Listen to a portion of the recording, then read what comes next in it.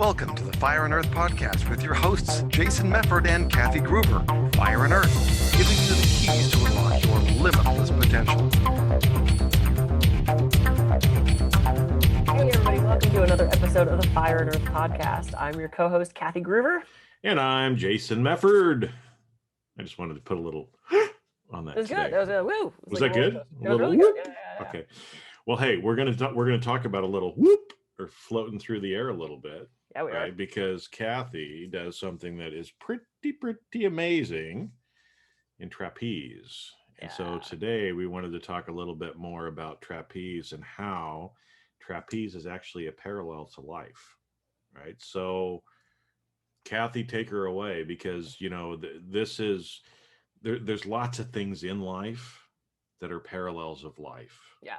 Right. And so we should be learning from everything we're doing and everything we're observing. So let's talk about trapeze, which is one of the things that you love, and what are some of the things from that we learn and can take from to make a better life for ourselves.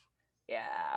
First of all, this is a question everybody asks. How the hell did you get into flying trapeze? That's a great question. Thank you for asking, Jason. So how I got into You were stolen by the circus when you were a little child, and I ran away from the country. circus and joined life. Yeah, okay. Exactly. No, I'm an adventure junkie, and I love trying new things. I love saying yes to things. My motto in high school was "Go for it." That's what my license plate on my car says now, is "Go for it." Actually says "Go 40 for it," which seems to confuse people, but it says "Go for it" basically. And so 9 years ago, oh my God, how is that possible? 9 years ago, I was doing a massage on a client. She said, I checked out your website. You're so busy. You're writing, you're speaking, you're doing all this stuff. Do you have time for fun? I said, oh my God, yeah. I said, I've been spelunking and rappelling and ziplining and parasailing and paragliding and swimming with sharks and swimming with dolphins. I ran through this list. She goes, good Lord, what's left on your bucket list? And this is sort of the first thing. I said, I don't believe in a bucket list. I said, because to me, a bucket list is the stuff that you write down and you shove it in a drawer and you never go back to it until you're terminal or you're 80 and you realize, oh crap, I guess I'm not getting to Albuquerque. Go for those things that you want to do. If there's something that you want to do and you can do it with the time and the money that you have available to you, why are you not doing that thing? And so when I told her that story, she said, well, what do you want to try that you've not done yet? And I said, I've always wanted to try flying trapeze. And as the words came out of my mouth, I went, oh shit, I guess I got to go do that thing. So she's changing her clothes, and I'm literally Googling at that point where I can go do flying trapeze. And the closest place I found was Santa Monica. So a 2-hour drive from Santa Barbara. And I signed up and I went home that night and I said to my husband, now ex-husband, I said, hey, I'm going to take an only child weekend. I'm going to go to Santa Monica. I'm going to do trapeze. I'm going to spend the night down there and just sort of have a weekend away. He's like, absolutely. I thought it would be a one-time thing. I thought it would be just, check it off the list. And I realized it was the most exciting, invigorating, connected thing that I could possibly do. And so over the so many years of doing it, I've realized it's not only the best exercise ever, it gives you family around the world because we are so connected with other trapeze artists. So that's been an amazing thing. And it's not only a mindfulness practice, it's also that parallel for life. So it's been such a huge part of my journey and such a huge enlightenment experience for me. Well, as you talked about that, there was a new phrase that I heard this week that ties into what you were kind of saying there is are you marking time or are you living? And that hit me hard because, again, the older we get, and there's different times and seasons in our life in general, right? But are we marking time? We're just here, we're hanging around until we die, making a mark each time we go around the sun, or are we actually getting out there and living? Yeah. And so again, that example that you just said of, a lot of people talk about bucket lists, but you're right. Most people write down the list, they throw it in their drawer, they never get back to it. Yeah. So, don't wait. And I learned this from my mother. Okay. She worked hard. She, her whole life was serving people, working hard, always had this plan. She'd always dreamed, of traveling the world, of doing all these things. She was an only child as well. So she spent a lot of her time in books. Yeah. And, we there were 2 magazines in my house that we subscribed to: Reader's Digest for my dad and National Geographic for my mom. So I would sit and watch, read through the National Geographics as well, and also dream of these places to go and see. And so my mom, again, you know, we didn't have a lot of money. We didn't really travel, because we were just trying to put food on the table, right? And so she went through her whole life, finally retired, and now was going to be the time that her and my dad were actually going to go travel. Yeah, 3 bouts of cancer later and dead. Wow. So, that taught me fairly early that don't wait until the end of your life to do the things you want to do, because we don't know if we have tomorrow. Yep. Right. So, again, to that point, it's not on your bucket list, but you took action. I call that like riding the bull. Yeah. If you get an opportunity to ride a bull, ride the fucking bull. Do that thing. Absolutely. Right? Absolutely. I completely agree with that. Yeah. Well, and this is where that's a perfect example of what you said with trapeze. So, okay. So let's talk about, again, how can this be a parallel for life? Yeah. So for those of you who are not familiar with what trapeze looks like, because I've had people think I mean tightrope, I've had people think I mean trampoline. No. You climb a really tall ladder and you stand on a very little platform, and they hand you this bar that's really heavy. It's actually surprisingly heavy. It can weigh 10 pounds, it can weigh 12 pounds, and it starts to pull you out over the net. And you're looking down and it looks really far down, understanding that the net has, holes in it. That's what a net is. So you're seeing all the way to the ground. It's kind of an optical illusion. And you're holding onto that bar and you get your second hand on, you jump off that platform, you soar through the air. The very first trick is you put your knees up on the bar like you would at the jungle gym. You let your hands go. And at the end of the class, you reach for that catcher. They connect you with catch hands. You swing with them for a while, and then they drop you gently in the net. And I started to realize the more I was doing this, again, one, it's a mindfulness practice. Because if you're not present, if you're not listening, the one muscle that you have to bring is listening. And your core helps too. But listening is the most important one. If you're thinking about something else, if you're jumping ahead to the catch when you're trying to get off the platform, everything gets screwed up. So it's about being present and listening in that moment. That's one of the most important things with trapeze. And the few times that I have jumped ahead to another thing, or I was rushed, or I was stressed, or I wasn't paying attention, I've gotten horribly hurt. At the very least, you miss your trick. At the very most, you end up stitches, broken fingers, punched in the eye. Having said that, your first class is very safe. I was doing very hard stuff, so do not discourage yourself from going. It's a fun thing and very safe. But you climb that ladder, and I think we've all had that thing where it's like we have something that we have to do, and it scares us, and we don't think we can do it. And we have to climb that ladder, and it's shaky, and halfway through you're exhausted, and you start to question, oh my God, can I actually do this? And then you get up on this platform and someone gives you something that you're not expecting. You're handed this bar and it's heavy and surprising. You're like, oh, I don't think I can do this. And at some point you have to jump. You have to just say, to hell with it. And you jump off that platform and you soar. And you have to remember that no matter what happens, there's a net. There is always a net there to catch you. And there's always a catcher there for you too. There's always somebody that you can rely on. So there's these safety measures automatically in place. Someone's holding your belt. They can gently place you down in the net. It's just, to me, it's like, that's just so many things. We have to do this thing. It's scary. At some point, you just have to say, what the hell, and do it. And there's always a safety measure in place. There's always a net. There's always somebody there to support you. And so every time I fly, I think about that. I think about what is hard in my life that I've been able to jump off that platform and do, knowing that I have the support, knowing that that safety net is always there. Well, it's interesting because, like you said, if we just use that as a metaphor for life, right? We're climbing up the ladder. But how much of the time do we freak ourselves out and we say, oh no, I don't know if I can do this. I don't know if I can do this. And I'm sure you've seen people, you've done this enough. You've seen people, they get part of the way up the ladder and they decide, not going to do this and I'm going to go down. Or they get all the way to the top of the ladder and they're standing on the platform and they look down and they have that, oh shit moment, right? Because, I'm guessing you're up 50 to 100 feet. Oh God, no. 25 to 30. Oh, 25, 30 is all? Yeah. Okay. So it's not as high as I was thinking, but still 25 to 30 feet is a lot for people, right? especially if you're afraid of heights. Mm-hmm. And like you said, the optical illusion of looking down. And I think this is great because there's a scene from Indiana Jones. If you remember, there was at one point where they get to the edge of the cliff and they look down. There's this huge chasm between them and the next Mm-hmm. area over there, right? And they can't see anything. They think, okay, this is it, we're dead, right?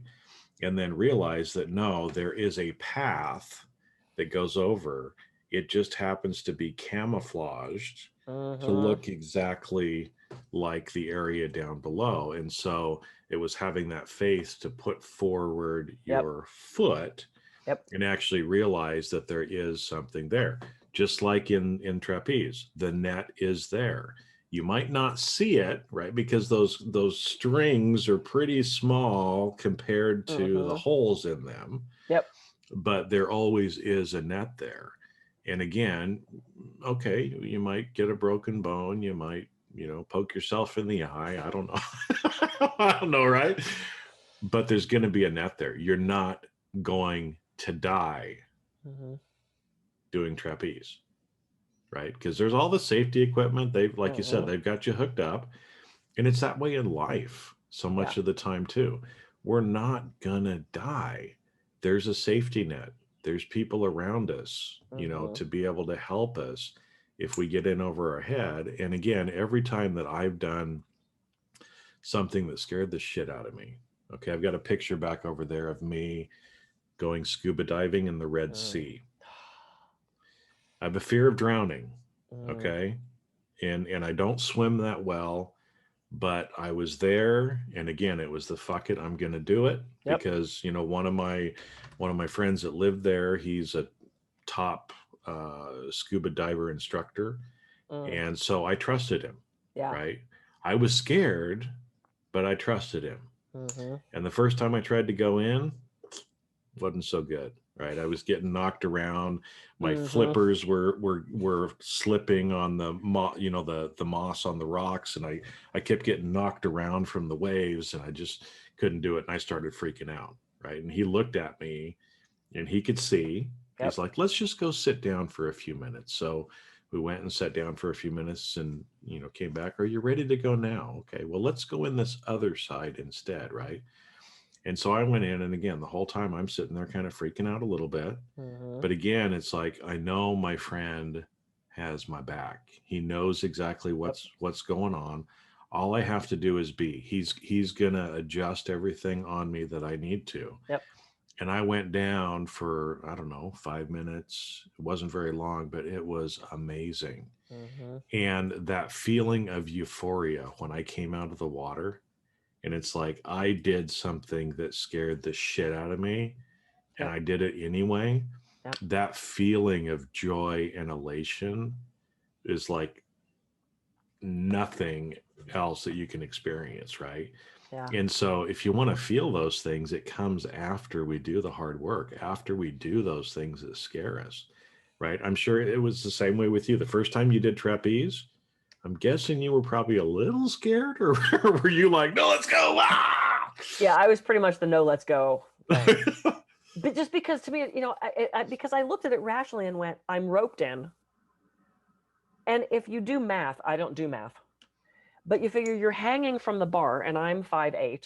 So add another, foot and a half of arms. So when you're hanging from the bar at the lowest point, your feet are only about 4 feet from the net. Mhm. So there's this idea of I'm 25 feet up. Yeah, but you're only 4 feet where you drop gently into the net. So it's like it's perception too. It's this perception of danger. It's this perception of fear. And so often, stress is simply a perception of things. It's our perspective, which we can always shift. So you can think I'm 25 feet up, or you can think I'm 4 feet from the net. And when I explain it to people that way, they go, oh, that's not as scary. Even on the ladder, we have ladder lines so that if you would happen to fall off, I've never seen anyone fall off a ladder. If you happen to fall off the ladder, it catches you so that you don't go tumbling down the ladder. There are things in place to keep us safe and allow you to have the best experience you possibly can. And I think that's how life is too. It's like, and how often do we get to just soar? we achieve those things and then we soar through the air. And the best part is this catcher, when you connect with that person and you're safe and you swing out and you get this feeling of, it's truly this feeling of flying. And then they just bloop, they drop you gently down back into the net. And it's just it's the most awesome feeling ever. And it was at that moment when I did that catch and I swung out with the catcher that I went, oh shit, I'm coming back to do this again. Well, because then you get it. You feel that adrenaline. You feel the joy of actually doing it. And I've seen from some of your Facebook posts and everything. I don't know what these things are that you're saying, but it's like, I'm gonna do a blah blah blah blah blah blah. Or I just did a blah blah blah blah blah, and I'm like, yeah. I don't know, but I'm gonna like that because I'm sure whatever it was a big deal. I don't know what it was. Yeah. But it's a big deal for you too, right? And again, there's people around us that are cheering. There's not just people that are there to catch you, but there's people that are there to cheer you on too, right? Yeah. Because who doesn't love it when somebody does something that's hard? Yeah. And they do it. It's great. How many movies are based on that? Of course. Right? Yeah. And it's so there's always people there too that are cheering you on. I love that you said that, because I kind of forget about that part of it. I was there a couple maybe 2 weekends ago, and there was a gentleman having his 50th birthday. It was a surprise. His wife, partner, whatever she was, brought him as a surprise. Now, I've seen this multiple times where the woman's in like cute shorts and little sandals and her hair and makeup's done, and they throw her on the trapeze. She's like, what the fuck are you doing? You might want to warn people before you surprise them. But this guy was great. It was his 50th birthday. She got him a flying trapeze something shirt and then said, we're going to do this thing. And he's like, oh my God, this is awesome. He couldn't get his knees up. He didn't have the flexibility to get his knees through his hands. So we do something called hawk style, where you put your hands in the middle and you bring your legs up and around. And he kind of got that, and he kept hooking the lines, and his sock came off. But we were rooting for him. We were cheering for him. It was so fun to watch. And he finally got his catch. He got his legs up. He released his hands. The catcher got him. People down on the ground started screaming for him. We were screaming, happy birthday. And, it was the most exciting thing to watch. And sometimes I actually sit there and tear up, because I remember what that's like that first time, to have that exuberance of, I did it. I did that thing. And you're right. It's so supportive, and everybody's cheering and screaming. And you could hear on some of my videos, people are just screaming for me. And everybody else that's doing that thing, especially the coolest thing is when it's either a kid or an adult that's like, I am fucking terrified. And you see how scared they are. They're so afraid to hold onto the bar. They're so afraid to jump off the platform. And by the end, they're doing the backflip off the bar, and they're getting their catch. It's this progression. And maybe you get up 2 steps the first time, halfway up the ladder the second time, all the way up the ladder. Maybe you never get to do the knee hang, but you jumped off a freaking platform. Good for you. Let's celebrate where you are. Let's celebrate all those little achievements along the way, because that's a huge thing too.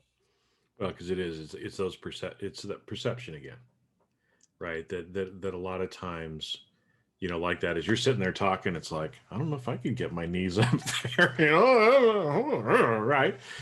Well, if I did it, if I don't get my knees up there, if I don't do it, am I a failure? No. Because like you said, I still climbed up that ladder. I still tried it, right? I might not have done what I was expecting to do, but did I have fun?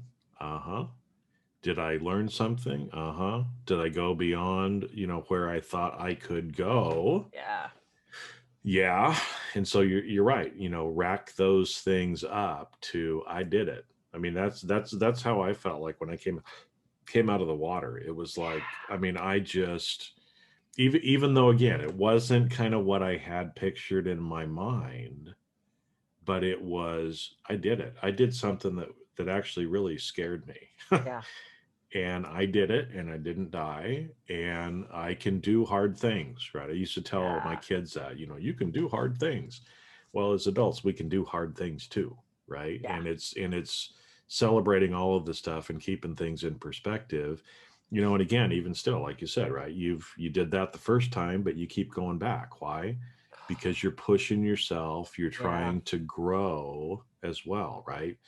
And so that's another lesson in life is, again, am I ever going to go scuba diving again? I don't know. That might be a once in a life for me. Okay. But the things that I do enjoy, do I try to get better at it? Do I try to learn? Do I try to grow? Absolutely. Because that's our growth and involvement is one of the main reasons we're on this earth. Okay. Yep. So you going back and practicing and doing your XYZ hand twisty turn thing, right? Yeah. It's helping you to grow as well, improving your confidence in life. And again, we don't just get this from trapeze, right? As we said at the beginning, this is about a parallel to life. So you might have been thinking we've been talking about trapeze or scuba diving, but we're talking about life, folks. Okay, so go back and listen to it again. Yeah. If you thought we were talking about trapeze and scuba diving, and listen to it again and apply it to your life. Yep. And how, are you marking time? Yeah. Or are you living and growing in your life? I love it. And go for it. Step outside of your comfort zone. And maybe it's not trapeze or scuba diving or race car driving or zip line. Do something. Drive a different way to work. Figure out what you want to do. Think of that thing that scares you a little bit and just go try it. Yep. Just try it once, just to say you did. Throw out the freaking bucket list and go live your life. Go for it. Go 40 for it. Go 40 for it. Can't be that confusing. Anyway. Yeah, anyway. Cool. So you can find trapeze rigs in a lot of major cities. There's a website called trapeze.net, which I think is hilarious, where you can find trapeze rigs. There's some in LA, San Francisco, New York, Miami, Chicago, Miami, LA. There's a couple of them here in Santa Barbara. Come up and fly with us at Santa Barbara Trapeze Co. Little shout out. Little shout out. Ooh, ooh, ooh. Little shout out.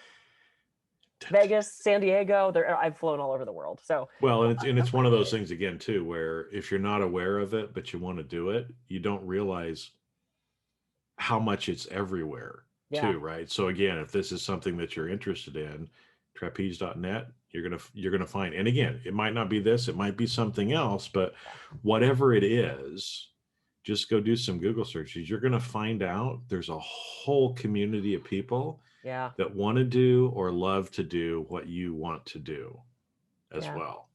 And so, you found that in trapeze as well. Totally. So, family all over the world now because of this. So yeah, it's awesome.